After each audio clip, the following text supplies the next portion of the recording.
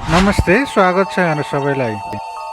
हरेक व्यक्तिले कहिलेकाहीँ सहरी कोलाहलबाट बाहिर निस्केर प्रकृतिसँग जोडिन चाहन्छ। यदि तपाईँलाई हरियाली मनपर्छ र सुन्दर बगैँचाको शान्त वातावरणमा समय बिताउन चाहनुहुन्छ भने गोदावरी बोटानिकल गार्डन तपाईँका लागि उत्कृष्ट गन्तव्य हुन सक्छ।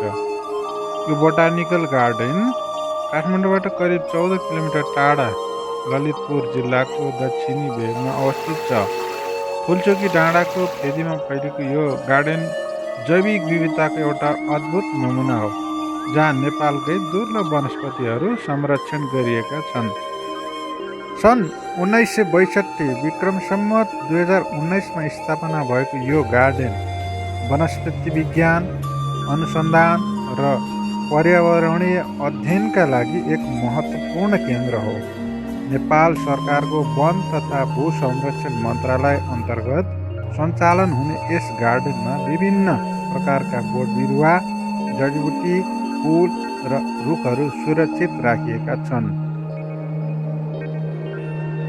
500 भन्दा बढी वनस्पति प्रजातिहरू पाइने यस गार्डनले नेपालकै जैविक सम्पदालाई जगेर्ना गर्ने महत्त्वपूर्ण भूमिका खेल्दै आएको छ।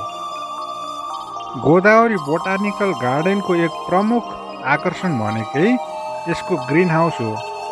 बाहिरको प्राकृतिक वातावरणमा नबढ्ने तर विशेष तापमान आवश्यक पर्ने वनस्पतिहरूलाई यहाँ विशेष संरक्षण दिइन्छ। ग्रिन हाउसभित्र पाइने केही प्रमुख वनस्पतिहरूमा अर्चिड, क्याक्टस, फर्न र अन्य उष्णकटिबन्धीय बोट बिरुवाहरू पर्दछन्। यहाँ आउने पर्यटकहरू यी दुर्लभ र सुन्दर वनस्पतिहरूको अध्ययन गर्न सक्छन्। विशेष गरी यहाँ पाइने अर्चिडको विभिन्न रङ र प्रकारले आगन्तुकहरूलाई लोभ्याउने गर्छ।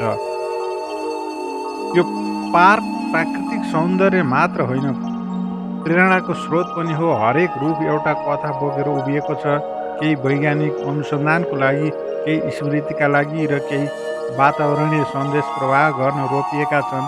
यहाँ हिँड्दा तपाईँले नेपालका महत्त्वपूर्ण व्यक्तिहरूको योगदानलाई सम्झन सक्नुहुन्छ र वातावरण जोगाउने प्रेरणा लिन सक्नुहुन्छ। गोदावरी बोटानिकल गार्डनको एक अर्को मनमोहक स्थान हो यहाँको सुन्दर पोखरी।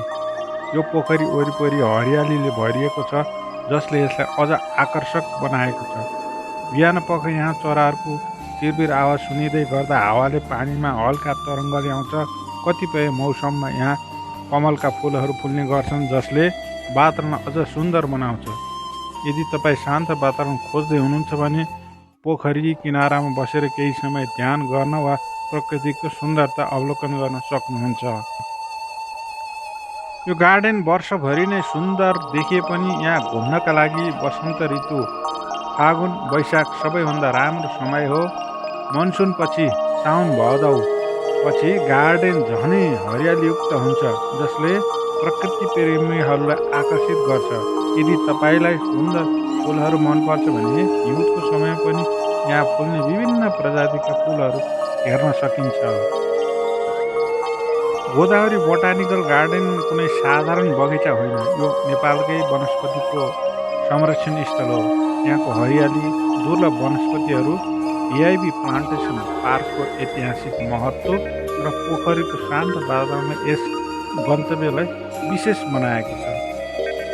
यदि तपाईँ प्रकृतिसँग नजिक हुन चाहनुहुन्छ, जैविक विविधताको आनन्द लिन चाहनुहुन्छ वा अध्ययनको लागि महत्त्वपूर्ण जानकारी प्राप्त गर्न चाहनुहुन्छ भने गोदावरी बोटानिकल गार्डन एक उत्कृष्ट गन्तव्य हो।